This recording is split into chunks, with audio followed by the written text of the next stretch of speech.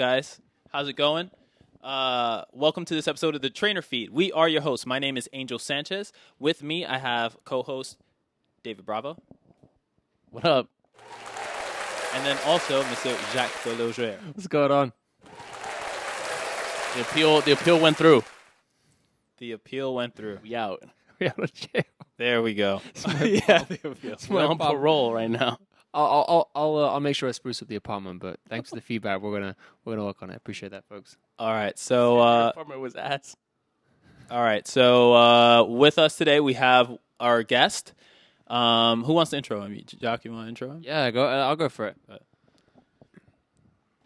Well, you want to introduce? Like, yeah, anything, sorry, no. So Sean Dube was a trainer we all met at 76th Street, and this guy was one of the strongest dudes in the gym for one, but always one of the more knowledgeable ones.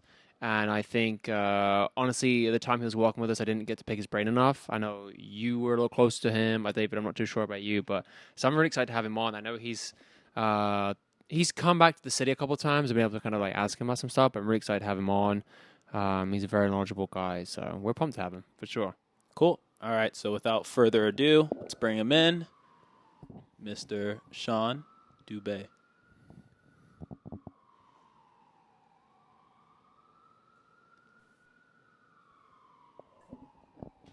Hey, there you are. What's up, Sean? What's up? What's going on, guys? I feel like I'm left out without a microphone.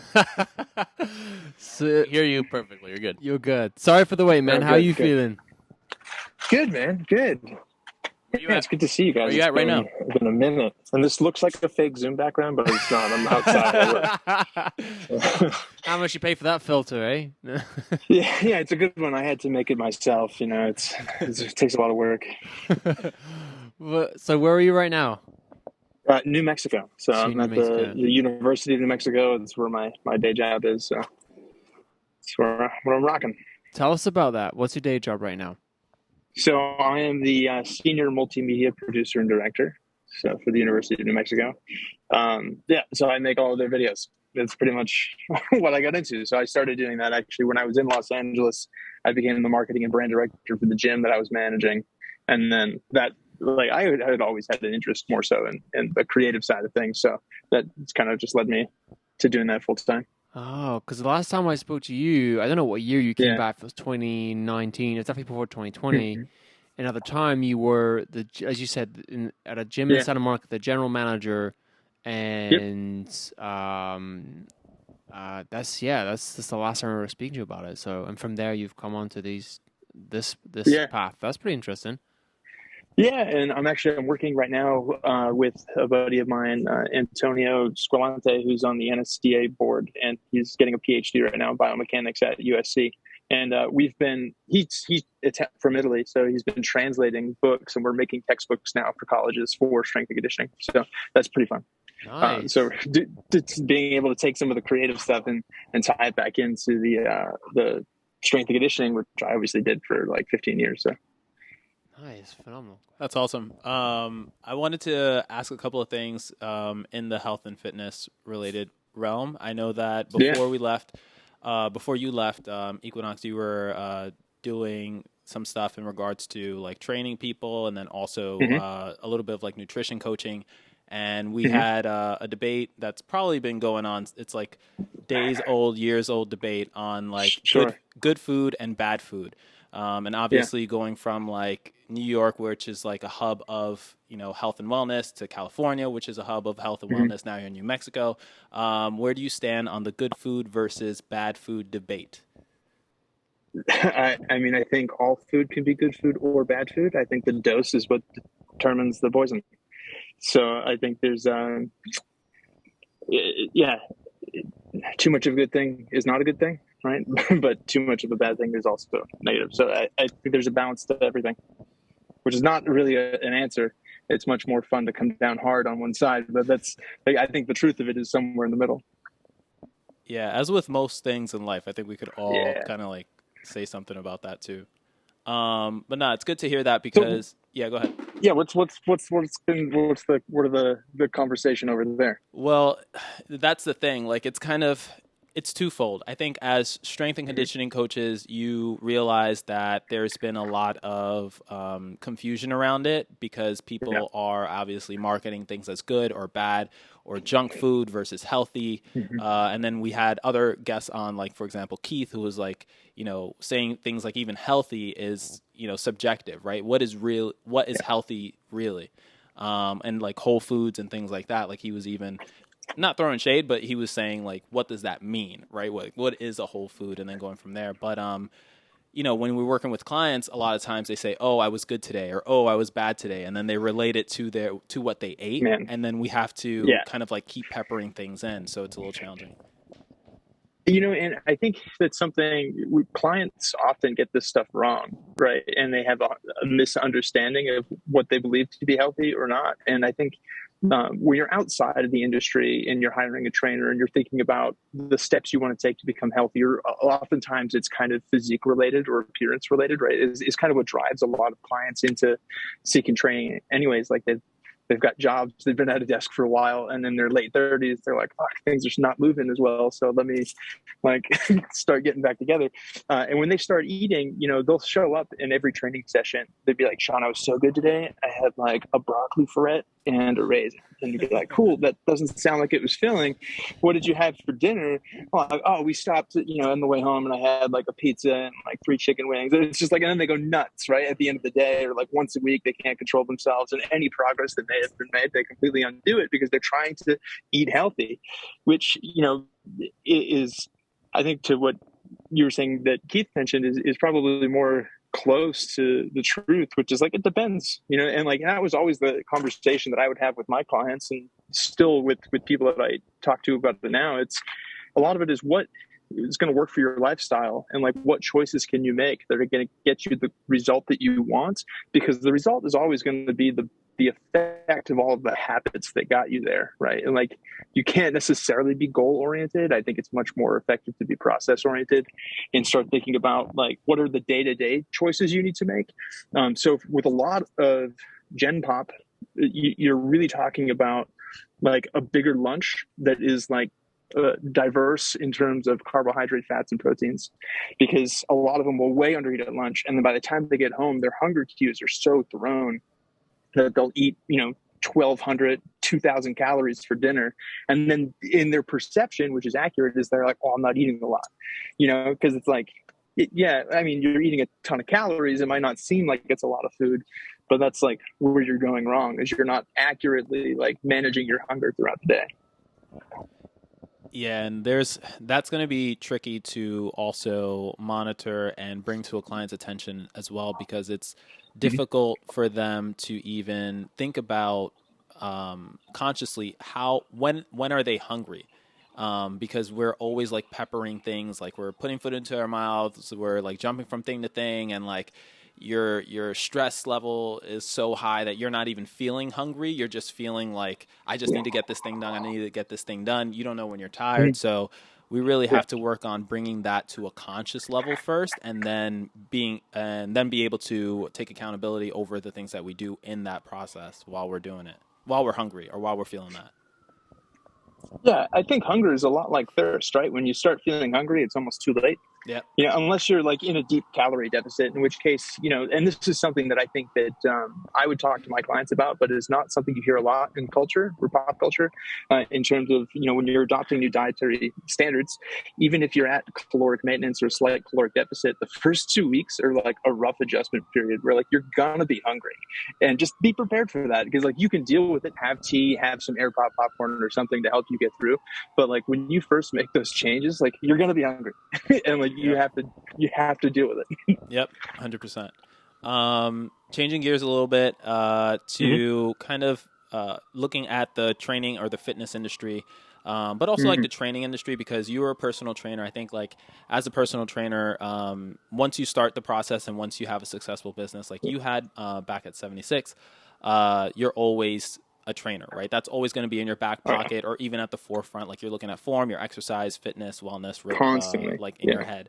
And looking at that, I wanted to ask you about the fitness industry as a whole, and where do you think it can do better in keeping good trainers actually keeping them as trainers for the long term? Because I know that it is a little bit challenging to make this a career. It is really rewarding. It's something that we mostly don't do it necessarily for the money, but we do it for keeping people healthy and keeping them feeling good and moving well. But in your opinion, from having that at the forefront of your career to now, if I may, like if I'm correct, taking that and putting that on the back burner or just having it in the side pocket, where do you feel like we can do better in terms of keeping good trainers as trainers? I think it's a challenging thing. So I can certainly speak to my experience and what kind of led me to think about something more stable. And I think stability is one of the largest probably answers to that question. Is like it's very volatile because you're only getting paid if you're in front of the client in most cases, right? You might have an online portfolio maybe, or you have a couple clients that are online where you might be able to get at least some kind of a base where if one client takes a vacation, you're not like super bummed that your friend's going away for 2 weeks. Because that's the double-edged sword of it, right? You do get really close with your clients, and when they go on vacation, you're happy for them and you want them to have a great experience and you want them to maybe be mindful about eating and exercise while they're away. But also you're kind of upset because you're like, what? Well, I'm out 12 sessions. So like you have to do, and that's one of the things that is really trying. And I think it's difficult.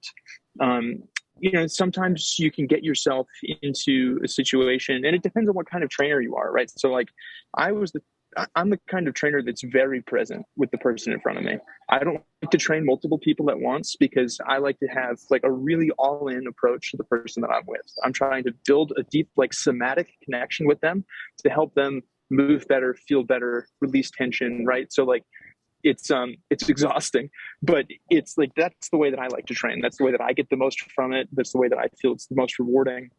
And I find that clients then also get the most from it, right? Like they go on to continue training even after we're not.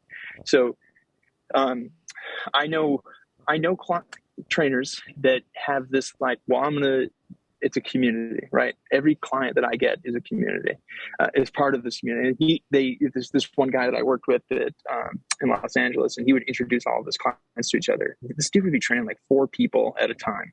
And he would like start a new session like every 15 minutes.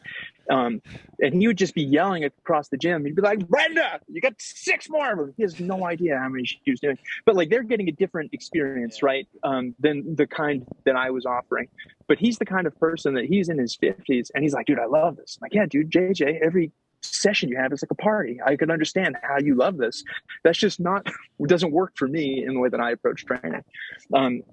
So I think one of the things that I would love to see, and I thought about this and was kind of moving in this direction just prior to the pandemic, which was just like a hand grenade to any plans in the fitness industry that I had, was thinking about more of creating an environment where, and pretty similar to what I think the high level stuff is happening at Equinox, like your tier 4 stuff, where it's more of a community. And like, if we could find a way to have clients where we can then put trainers on a salary, or at least some kind of base salary, and then there's less competition with each other, right? Because I was a big believer, and I still am, where like I was really great at strength and conditioning, right? Like I can make someone super strong. And I can help with muscle mass, and that's great. But I'm not going to be the primary person you want to go to if you're trying to like rehab a shoulder or if you need to work on mobility. I can do those things. I don't enjoy them. So like, I would rather give them to someone that really loves that stuff, right? Because there were people that get off on that. So I would rather say, hey, why don't you go do your next, meso cycle over with Angel and like learn how to move a little bit better. And then we can continue to make that thing stronger, So for me, it would definitely be one of the things that would have kept me is more of a less concern about like individual, clients, and like being able more so to work as a community of trainers without having to worry about an individual paycheck, I think would be the thing for me. We spoke a little bit about that in the past, I feel, with some other guests as well, where if there was a way to ensure that we were being paid and not per session, more that that you were rewarded for ensuring the quality was better than the quantity, Because we even argue that if someone is doing 8 to 12 sessions a day, and Totally. okay, how What's the quality of that? Yeah, like, you know, if you're by the first one, okay, you're a little sleepy, but then, you know, the quality must peter off by the end, or it's like a barber. The first client might not be the best haircut. By the end of the day, the haircut might not be the best, but like the middle of the day is a sweet spot, right? Like it has to be. That's maybe not the best analogy, but. Yeah, and I think that goes back to what I was saying in terms of like the type of trainer you are. And it depends on the clients that you're looking for. Some clients want to work out, they want the accountability. They don't necessarily want the deep dive of the like shear forces loading across the knee in their like lunge, you know, so it depends on what they want. And I think the trainers that have really been able to dial into that, like people that want accountability and they want workouts, not necessarily training. And there's nothing wrong with that. It's just like, it's a different niche that you're serving. So, but those are kind of the trainers that are rewarded in the system that we've got right now. So like, if you see someone on a Bosu ball doing curls, it's very like theatrical. So other people in the gym see that and they're like, oh, that trainer seems like they're fun to work with, right? And those tend to be the ones that can kick through 10 or 12 sessions of oftentimes the person doing a similar workout, you know, being adjusted to that person's, you know, physical ability. But, you know, you'll see like, this is the workout of the day for all 12 clients I've got today. And like, they just run through them. It's just a different approach. You know, I was so nuanced. Yeah. Super like that right now, I think, with the new trainers that are coming in. Because I think with the pandemic happening and the amount of time people have had free, a lot of new trainers are coming in because of what they see online, what they see, you know, happening, and they think that being a trainer is a good little sidestep, which is great. I mean, all power to them. Yeah. But, you know, I've seen people, and it's like, you know, well, you know, I think I saw you do that with your client this morning at 7, and it's like 6 p.m. You know, and it just keeps carbon copy workout. Or the ones who copy your workout, they see what you're doing and they're like, we know who that. You know, but Sean knows. Sean hasn't forgotten. But that's the thing. I even have clients right now that whenever they see somebody like do a curl on a Bosu, or do some. Can we do that? And it's like, seriously, no. She's like, oh my god, like that's so inspiring, and I don't want to be the guy to be like. No, it's not, because I don't want to just shut them down. But I'm just like, well, good for them, And then we're like, go two more sets. Let's keep going. Yeah, for sure. And one of the trainers that I managed at this gym in Los Angeles, we came to the same conclusions, but from very opposite. We were good, like companion trainers, right? Because we could get similar results from completely different methods, and like. It really would come down, and what would end up happening was like I was a lot more versatile, and I'm better at adapting myself to the client that's in front of me. Where he was just like, I'm going to crush you every fucking workout, right? And that's the kind of trainer that he was. So it's like, you know, that's fine. Your coach, like, and he would cue people in to like training beyond their current ability, right? Because you can over cue someone that really wears them out. Yep. I don't think that's necessary. I find like the 1 or 2 corrections are better. Let's see that. Let's see the most important one be fixed. And then let's gradually build a movement over time, over like several weeks. Because then I don't have to worry about it. You don't need me. You're just going to move that way. Because we're trying to program the subconscious to move the way that you want them to move. But he didn't have that approach. He would just be like, I'm just going to overload you, drive you into the ground, like no rest, keep it moving. So he had this like real like crushing approach to training. And I have this real like heartfelt uplifting approach. So like I would take some of his clients that would be like, yeah, listen, I need to be done with that energy. And they'd be like, this is just totally different. And it's just, you know, there's but like Jacques said earlier, I think right now with the type of model that gyms are having, especially commercial gyms, not necessarily where we came from, but just in general, you know, it's a lot of it is quantity over quality. And when you're the trainer that wants quality, it's how you make money. It's hard. It's what pays the rent. It's how it pays the rent. But at the same time, it's like, how do you want to be seen as a trainer? How do you want to feel? You know, and if that's something that you have to constantly struggle with, then who knows? Maybe trying to go on a different route, you know, will be better for you. You know? Well, I think that's like, so that's definitely what led me into more of a management role and hiring people and kind of getting into training trainers, right? For lack of a better way to define it, was that was a way for me to level up my pay grade because I was now being rewarded for knowledge rather than sessions, right? Which is a different approach, but you do lose that. Like, and I still trained a ton, probably way more than I should have as a manager. I was like half the time was still with sessions, but the it like I needed that to get in, but I just had a thought and I completely lost it. But it was about what you're saying about like what you see in commercial gyms. The what the hell was it? Completely dejected. Is it about volume? Ejected that. It was about volume. No. Session volume. No. You changed you changed to be rewarded. You changed to a managerial role to kind of be rewarded for knowledge as opposed to. Well, no, it was like, I don't know. You just so changing your definition of success as a trainer, right? I think that's what it is. For me, it was never about doing the number of sessions, which conversely did kind of affect pay. But what I defined as like a quality trainer was creating a client that goes on to live a life of health and wellness without you. Right. So I still have clients that I worked with like 15 years ago that will send me pictures and like updates of like, Sean, still working out, still doing the things that you taught me. And that's amazing. Right. And then I've had people that I coached who've now become coaches and their clients are like setting world records in squats and shit. So like, that's crazy. And I think that was always something that I was interested in was like, I want to teach this person to go and be better than me. You know, like I've put all of this time and effort in because I was like 100% in, you know, like all of my life was thinking about this, working towards it. So like I've been able to figure some stuff out. I can save you that time and you can move that forward if you choose.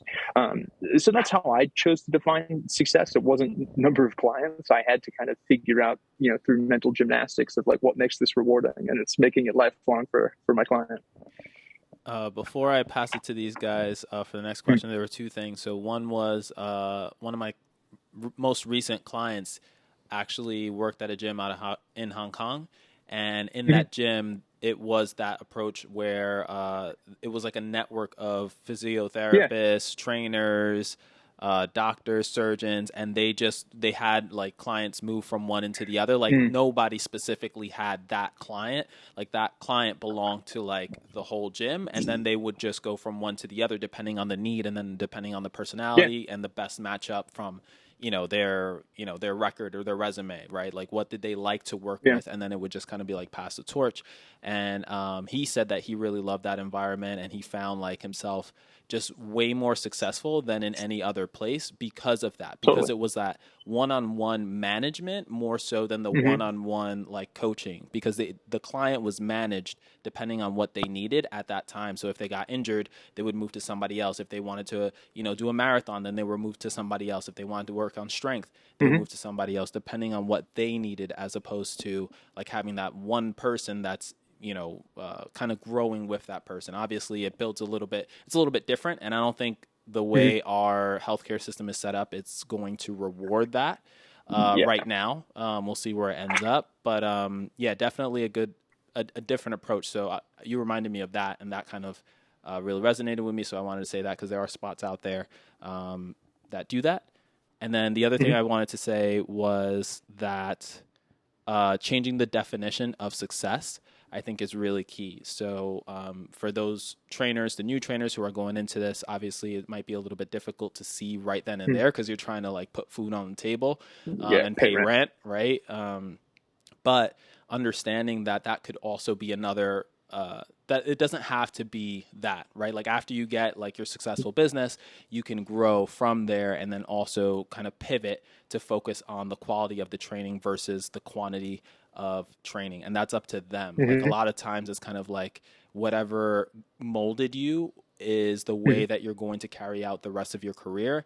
Like the first place that accepted you and the way that they molded you up, that's how you're going to carry things out, but it doesn't have to be that way. So for younger trainers that are listening to this, it doesn't have to be as crazy as it sounds. Like you can charge more and just build a quality so that way you can still have your rent paid, still have food on the table, but you're not being bombarded with clients to the point where you just don't know who's who, who's got, how many kids they have, what the kids' names are, all that stuff. You're not going to remember what injuries they have, what injuries they have. Like it doesn't become personal anymore. Then it's just another one. Number, yeah.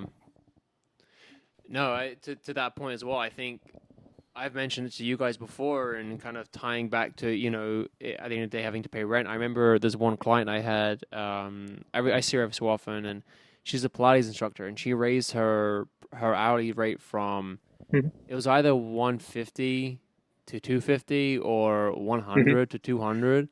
And she always tells me, because this is when telling me about when going independently, and she said, you are, like, whatever you believe your worth is, it's right. So, and stays true to it. And she said, okay, so, when I raise it from 100 to 200, or I think it's 100 to 250 even, she said, out of 10 clients, you know how many I lost? And she only lost one for the price, because they valued her and they thought that she was worth the 250 or the 200. So when I heard that, I was like, wow, it really isn't about money. And that's why I think sometimes you talk about, just another number. When someone is trying to lowball you, we all have or have had these scenarios where someone's trying to buy her. I know that we don't all have the same income as maybe some of the ones of our clients, but it has to just make sense, right? Like, your time is worth a certain amount. We spoke about, like, when you set people homework as well, if the person doesn't even do any homework, or, you just have to, factor in. And you said as well, you only get paid when you have time facing the client.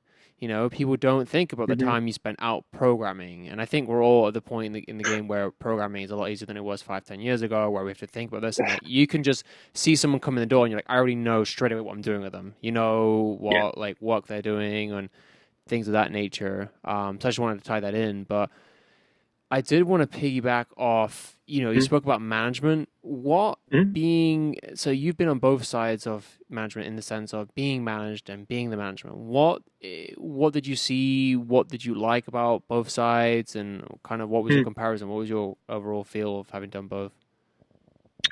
Yeah, what I liked about being management, it was I was able to help create that environment that we wanted to see in the gym, especially because we were at a small facility, and the person that was in my position before me actually left to go to Equinox. So it was interesting to kind of like, changing hands. But so Equinox does a lot of things really well. And I think a lot of new trainers are terrible at business, right? So I was able to bring that experience, and I had that experience prior to Equinox anyways, but I was able to bring this business acumen and teach them how to sell. And then once we started getting clients, because this gym was closing like less than 3% of their population was buying training. So it was tough. And then their solution, pretty similar to Equinox, was like, let's bring in more trainers. But and my thought immediately was like, well, I don't want 50 trainers with one client. I would rather 5 great, amazing trainers that are turning people away, and then let's hire another trainer. So that was the approach that I was able to go in with, and kind of think about how can we make the gym the most money, right? And that's the biggest difference between when you're a trainer, you're often thinking about, yes, money because you have to pay rent, but you're more so thinking about what's best for this client in front of me. How can I get them to say yes to the solution that's going to help them? Because that's oftentimes what it comes up with. The prices are the price. People can meet with you as often or as little as they can afford. But the path, whether they can afford it or not, is the same. So there's a certain amount of work that they need to do to get the result that they want, whether they're meeting with you 3 days a week, 5 days a week, or one, or maybe it's every other week. It depends. So, and that's where, this is all the stuff that I had to teach these trainers, though. They had no idea, how do you scale what you're offering to the person so that they can say yes. And a lot of it is figuring out the solution, but it's a little bit of a tangent that we can come back to. When you're management, though, you're really focused on the business more so than the individual good that you're providing with your sessions, right? So we looked at there's a really low engagement rate in our population. We're in Santa Monica, so they have the money. We know that is money, and we're charging. We were charging $150 a session for higher level training, and it would be anywhere from $115 a session to $150, depending on the trainer and their experience. And we ended up simplifying. And one of the things that I did was simplify that, because it's we don't need 4 tiers. We have 6 trainers. This is crazy. let's again not model the Equinox system because it didn't make sense, but it's like we've got trainers who are like 1 to 3 years of experience. They can be one rate. And then we've got trainers or like coaches really that are like 3 more with higher degrees and that kind of thing. So like, and they can be the second rate. So we ended up at 125 and 150 for training. And then obviously like packages, it gets cheaper as you buy bigger ones. But a lot of it then was how do we take a more holistic approach to the gym experience and make the gym experience more engaging for members, whether it's with the trainer, taking classes, or just working out on their own? How can we raise the average IQ of the lifters in this facility? And that was the approach that I took to the management of it. Both because I had a lot of overlap with my co-manager. He would work more like operations, front end, client, and I was more of the training stuff, but we would strategize on business together. And then I ended up doing their marketing and branding to bring people in. And I was able to take their leads. They were getting like 5 or 6 leads a month, and I was getting us to 5 or 6 leads a day. Right. So like, and it was just through just changing the way that we showed the culture of the gym. And a lot of it was just making it more engaging. And then also positioning yourself as the guide that helps the client get what they want. It's not about you. And you see this a lot with gyms and with trainers, is it's like, there's a tendency to look inward. I'm educated. I can, it's like, yes, you can be those things, but really what clients want to hear is I can help you solve your problem. So by changing the approach to it to being more about like making them the hero of the story and you're the guide, then that makes it a lot easier for them to be like, I think this person can help me because you're telling them I can help you. I can take it there. Yeah. So that was the biggest difference for me as management, which is, and then of course getting trainers so trainers do a lot of things really well. Technology is not something that they do really well. So it was really, answer your emails on time. Basic business etiquette, like answer emails on time. Emails can save your ass too if a client has an issue and you have it documented on email. Text messages can be great for small little communications, but like really big things you want to be conveying via email. You want to be delivering on time. So like I thought about as a manager, I thought about like there's 4 quadrants that trainers should kind of fit in, right? You've got like your in-session etiquette. What are you like in your session? Like, how does your client respond to you? How attentive are you to your client? What is your programming knowledge, right? That was the second one. Is do you have a logical approach to the way that you're trying to help this person get what they want, right? And then you've got business acumen. Like, are you answering emails on time? Are you professional? Are you in uniform? Are you presentable, right? Like, there's that whole professionalism side of training that often gets overlooked. And then the last one is, can you sell? Because that's another like big part of it. It's like you have to be able to close assessments and turn them into packages if you want to sustain a career. And like that gets easier over time. And like that was something that I was really good at. And like I was good at that. I was good at programming, and I was professional in sessions and stuff. Like I was good with making connections to people, but it was always trying to like be better at that, right? And like that was a constant pursuit of like how are you pushing these things forward? All 4 of those things you're always trying to move forward. But that was as a manager, that's what I thought about, and how do I help each trainer kind of like improve the area that they're weakest in. That's interesting. I never really thought of it in that respect. Actually, that's I guess when you are the independent trainer, you don't, not that you selfishly think about yourself, but you don't think about how can we grow as a club. I guess you just, as you say, you think about growing your business. But thank you for that insight. That's quite opening. I think it also helps having not an insane number of trainers, like you said earlier, right? It's like if you have 20, 30 trainers, I don't think it's ever gonna. It could work, but I personally don't think it will in an easy, streamlined way where everybody's gonna have different ways of doing things. Especially at there's a point where we had 30-some trainers when we were at 76, but I think there was almost 50. No, in sports club there was 70. And I went to a bigger club that was close to 70. It was like 72 before COVID. Yeah, as well.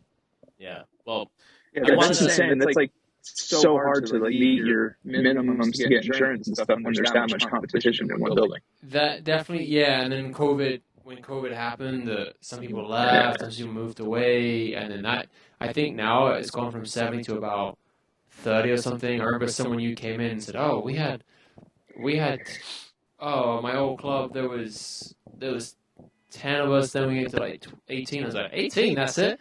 And he was like, well, I'm coming from a club of 10 trainers. I was like, oh, okay, but 76 had 40 plus something, and some were on different hours, and that's why I didn't always feel as though they were 40, but I think we've always been in bigger clubs, and you just take it for granted, and that's also what made 76 sometimes harder to build your business, because there was so much competition, or because there were less opportunities. I know I've spoken to some prior management that said it's now easier to pick up business. I don't know. Listening, I'm also an actor, so I went to drama school, which actually really complemented personal training in a way that I never anticipated, because there's a lot about relieving tension and finding center neutral and being grounded that helps you with your in session manner, but also being able to like cue into someone and figure out where they are, and then know how to guide them to what they need to be at the end, right?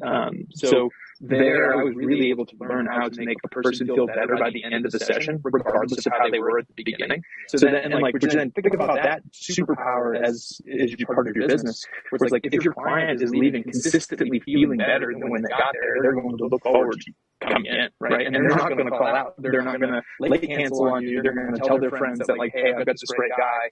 How are you feeling? Like, you want to get better, look better, but also like be more grounded and kind of that was like a big part of that really grew for me when I was in drama school. So all that being said, as an actor, walking around it like looking like The Rock really limits your options when you're not The Rock. So I've slimmed down quite a bit, and I'm still strong as fuck, so that's great. But so I'm like around 200, 195 or so. But yeah, still largely my approach to training now is a bit more diverse. There's a lot more like general physical preparedness or GPP work in there. Some, lots of carries, lunges, push-ups, pull-ups, working body weight stuff in as accessory work, not just going with heavy loading, though I still do that. So oftentimes I'll start with after a good warm-up, which, since I've improved my mobility, it's taking less time, so that's great. Working on your mobility is worth it, right? The strongest people are trying to get more mobile. It's worth it. So, but with that, I'll start with a compound lift, usually work out to like 1 or 2 submaximal sets on most days. Sometimes I'll push a maximum. Depends on how I feel. So it also takes a lot longer to recover. Like if I go and hit back squats over 405, then I'm going to pay for it for like how much? My hips kill me. 405? For how many reps? That's a that would be a single these days. Yeah, I used to do that for 10. When I was powerlifting, I had an elite total. So I was a 640 deadlift, a 525 squat, and a 325 bench press. So that was at my peak. My arms are really long, so if you're not watching this, and not that you can tell anyways, I've got a 6 foot 8. He's got to press 5 feet away from him. Yeah, no, but really. So I have long limbs, which makes me a great deadlifter, an okay squatter, and a really shit bench presser. So he's benching harder, yeah. Yeah, well, it's just a longer way to go, but it's actually made me really great at coaching the bench press, because I had to be so perfect at the technique to get it to move at all. So you really there's silver lining to it. And actually, one of my clients is the female bench press world record holder right now. So which is pretty great that she's gone on. I have nothing to do with it. I gave her a foundation. I pushed her into powerlifting because I knew she could do it. Like the first time I ever did squats with her, she hit 135 for like 8, and I was like, I might want to consider powerlifting. Yeah. What was her background before that? Like, if she hit, go ahead. No, yeah. So she didn't do any weightlifting. She was in the Coast Guard. She was like recreationally active, hadn't done anything while she had kids, and then came to me like, hey, I want to get in shape, and then she went hardcore, like all in, and she was one of those 1 in 20 clients that I had to talk back, talk down. Like, you need to do less. You need to do less intensity. You need to do less volume. You need to take a day off. As you try to find the right balance. But yeah, she was someone that she was trying every physical thing, and she did CrossFit for a little bit. And I'm like, I really think you should powerlift. And at the time, I was in obviously the peak of powerlifting for me. And so I was like, I think you should really do this. I think you should give it a try. And she did a meet, and she was like, this is amazing. And then that's been, and she met her husband through that now, and she's gone on to do crazy stuff through powerlifting. And she lifts with gear now. So, at that point, and I never did. I always lifted raw. So, as soon as she started getting into that, she was asking me stuff about it. I'm like, I helped a friend do some high-level programming. I've read a lot about it, but it's not something that I've done. So let me hand you off to someone else. But she's now since gone on to world record bench press holder for women. Wow. It's something stupid like 605 pounds, something retarded like that. So, yeah.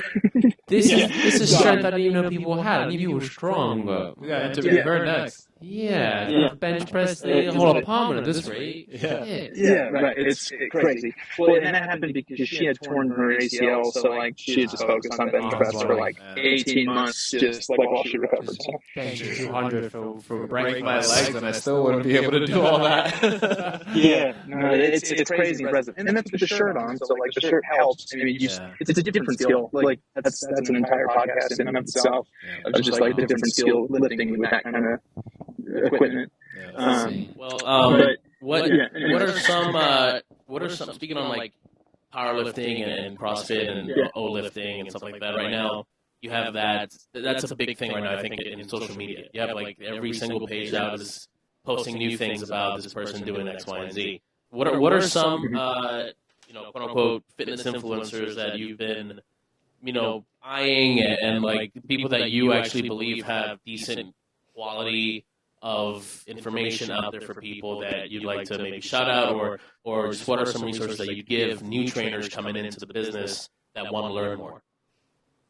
Yeah, you guys should look up these. There's three dudes. There's Jock, Angel, and David. Oh, shit. And these guys. That David guy. I was saying Jacques, and I was another French guy I don't know.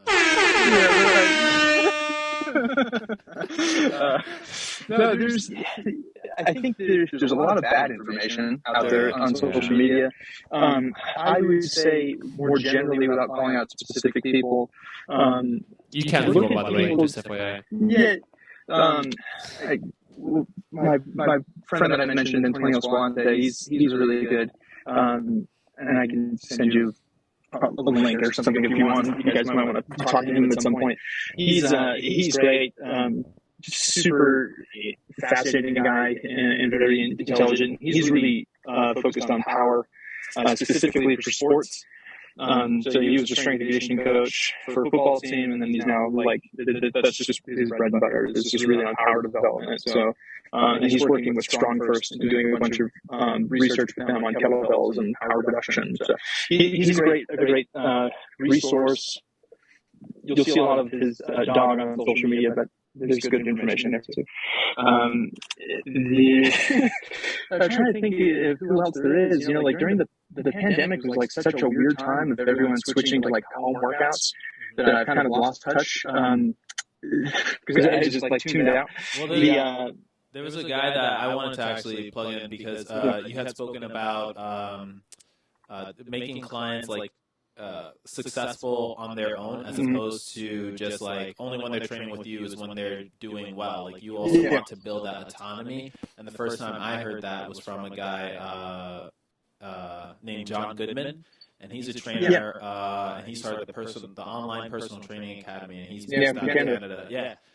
So he was the first, and he's got a couple of books. I have a couple of books from him, but he was one of the first people to actually say that. And so when I heard that, I was like, holy smokes, I thought it was all about you staying with that client and keeping that client forever. But it's nah, you want to build that autonomy so that the client, wherever they go, whatever happens, they always feel confident and comfortable in the gym setting. And then they can also apply a program or do whatever they have to do in order to help their wellness goals throughout their life. Yeah, not just with you, and I found that really helpful. But I just wanted to plug him. No, but some of my longest clients are ones that I've explicitly said, "Listen, I don't want to train you forever. I 100%. I'm not going to be here forever.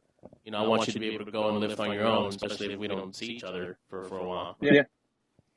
No, I always thought that like your clients should understand like basic programming. Like at the end of the year, they should feel comfortable introducing their friend to the gym. Yeah, that's a good way of putting it. Actually, I think you spoke about this earlier, and if you had people you trained became trainers, I think at the end of the day, and kind of what we just touched on right now was if your client who was so far into the gym or a barbell or something squat rack, if at the end of the day they come into the gym, set the squat rack up at that correct height for them, get the deadlifts with the weights they can, and I think that's why I think it was Diana that told us that you do your clients injustice when you set everything up for them, in a sense, because they're not familiar with the weight they're about to lift. If they have to do it themselves, you'll train them for long term, not just for that session. And that's a really good take-home message, is that they're able to come in a year later, or how many years later, or something else I mentioned on a previous podcast with, if I see a client who's worked with, it's yourself, Sean, or Angel, or David, I know, like David, I know you mentioned one of your clients as well, if I know, that person's worked with David, because I can not just tell the kind of programming, but I know that David set them up for doing barbell deadlifts correctly. Oh, they're barefoot, not wearing areas and shit. Right, but you can just tell. And I know Angel, off the top of my head, I think there's someone else as well, that's the style of programming Angel will do, but I can just tell the person's, Angel or David or you have done their job because the client has absorbed everything they've given in terms of information, and when they come in by themselves, it's almost programmed into them, okay, this is the most efficient way I'm going to move. I've learned to do it this way. I need to do my movement prep with it being correctives and mobility, which you mentioned earlier, and then I'm good for my main lifts, right? I think if you have someone who's had a series of injuries, and we know these people that they maxed out their bench at college, and that was 20 years ago, and if they still go bench on Mondays, and like, the people that are doing this to their shoulder, and you're like, yep, you didn't learn shit, right? So that's not everyone. We just know who those people are. So I think that's just the biggest message, the biggest accomplishment of as a trainer, having done your job, right? Whether that person's working for a month, year, whatever it is. If that person be by themselves, have absorbed that blueprint of yours, and then you see it firsthand, I think that's the most important, the most impressive part of training, personally. But yeah, cool. Yeah, I think so. And, like, you can tell when a person's been trained well. Like, they just have a competency and a confidence about them. Yeah. That, like, in the gym or without, right? Like, and you're really teaching people to be self-sufficient. And I think the gym is one of the few things in life where it's like a perfect one-to-one exchange, effort to reward. Where, like, if you put effort in, you do get the benefit of it. You do see the effects. I mean, it's rare anywhere else in life where you see such an unluck-dependent exchange that way. Where, like, if you go in and you work hard, you will see benefits in 3 months, 6 months, a year from now, right? So and you'll see that your clients will carry that with them, and if they take a break and they come back to it, they can get back to it, right? Like, it's, if you set someone up for real long-term success, they'll have it with them for the rest of their lives. You set up the foundation for sure. I don't know if you guys have any closing thoughts, or if you want to respect your time, but any. No, I'm good, but I like this conversation. This conversation there's a lot of room for more smaller conversations in between, because there's a lot of stuff that I think we just scratched the surface. And then there's something I mentioned in the intro, you hear if you play back. You're someone I wish I spent more time picking their brain when you were at the club. So I definitely want to have you on in the future. I'm sure we're barely touched anything that we could talk about. I mean, I could talk about this stuff for days. Exactly. I do really love, the whole world of it, whether it's training or working with clients, working out yourselves, how to program, right? Like, we could talk for days about a lot of this, just different approaches to various things that come up. This has been talk about Bosu ball curls next time. We have to do tentative. So I had so one of the trainers that I did, this is really like a quick little story. One of the trainers that I was managing at this gym in Los Angeles, he would always give me a hard time about, like, he'd been training for like 2 years maybe, and he'd go, Sean, I think I should be up in that, like, higher caliber. And like, I don't know. I think there's some stuff you still need to work on. And he would be one of those guys that's like kneeling on an exercise ball, doing squat or doing laterals. No, just like or he would do presses. And then he started like, and I told him, like, you just need to get a little bit more education. And so this is actually something that's going to be useful for listeners. If you're new seek different coaches, learn from different coaches. There's lots of different modalities, and there's lots of people that are going to seem like they're a know-it-all guru, right? They may be, and they're, but remember that it's a niche. And like the more diverse you can make yourself, and the more different things that you can expose yourself to, the more you can start to find what your niche is and develop what your approach and your technique is to training and to strength conditioning as a whole. So this guy, he was all in on this one particular type of training that was kind of this like Zen, weird circus act stuff. And he would just go hard on it, right? And he would be like, Sean, I think I need to be, the higher level trainer. And like you still got some stuff to do. I think you should go work with like Brett Contreras, who's a great Instagram person, right? So like he did a lot of glute training stuff. And it's like there's some benefit there. There's also some quackery, and then there's a little bit of browiness, but like find what's good and find what works for you, and then apply it to your clients and see if it still works, right? So like that's the best thing about training is like through educating other people, you can pursue real mastery of exercise and health and wellness, because like you really can only understand something if you can teach it to someone else. But so I'd be like, you gotta go like work with another coach or whatever, and then he just like doubled down on this person, and he goes to like the river and will like stack rocks, and that's tiring, but it's not making you a better trainer in the gym with people. And his in-session etiquette was terrible. His clients would be doing all kinds of janky like loads under speed, it's like if you're doing anything fast, you better be really good at it. But like, I remember sounds like watching ACL him, injury. Oh my God, there's so much. But I remember watching him like talk this person through Turkish get-ups, right? So like Turkish get-ups are incredibly technical. It's like takes forever to teach people properly. And he has this guy doing Turkish get-ups for reps and speed. And they're like the shittiest looking Turkish get-ups I've ever seen. Yes, speed. So, and I'm just like, dude, you can't do that. It's like, that's not what that lift is for. It's not like but anyways, so that was something that would come up where it's like, I think I should be a better trainer. It's like, well, no, you need to be a better trainer, and like seek out other sources and like take a step back and like ask yourself, can I be better at this? Don't assume you're good at it, even if you are. And like, you touched briefly on programming, and then I'll get along with it, so I'll wrap it up quick. But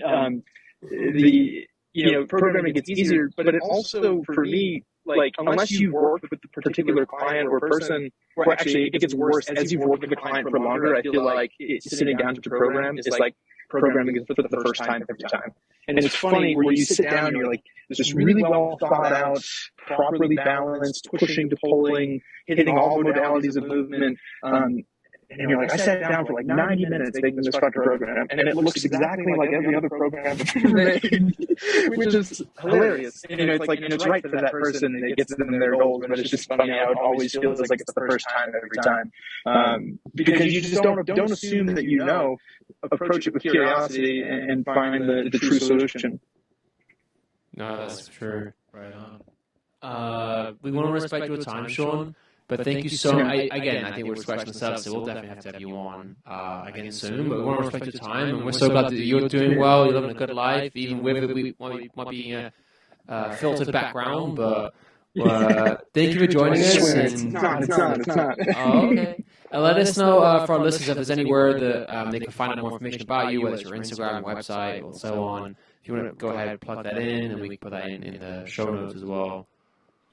Sure. I mean, I don't have a lot of health and wellness stuff going on, but if you can find me at _ Sean Dube, SEANDUB. So feel free to message me if you have questions or whichever. I could talk about this stuff for days. Most of my Instagram is like film stuff or silly things. I was recently taking pictures of race cars, so it's like almost has nothing to do with health and wellness. But Sean, thank you so much, man. I really appreciate it. Brother. Yeah, thanks. You guys, man. Thank you guys. Good to see you. Likewise. All right, thank you. Good to see you. Yeah, you too. See you, man. All right. Later. All right, so that was Sean Dube. Great episode. and we look forward to continuing this conversation. There was a lot of stuff, a lot of topics that were covered, and definitely some things we got to think about, some take-home messages, some things we can do in the fitness industry, making sure that we can make this long-term for people who are good coaches, and then also diversifying some of the education stuff for the younger trainers, so that way they can grow with like a better mindset and have more tools in their toolbox. So yeah, completely agree. Yeah. All right, guys. Well, we'll catch you in the next one. Thanks for joining us today on this episode of the Trainer Feed. We'll see you later. Peace.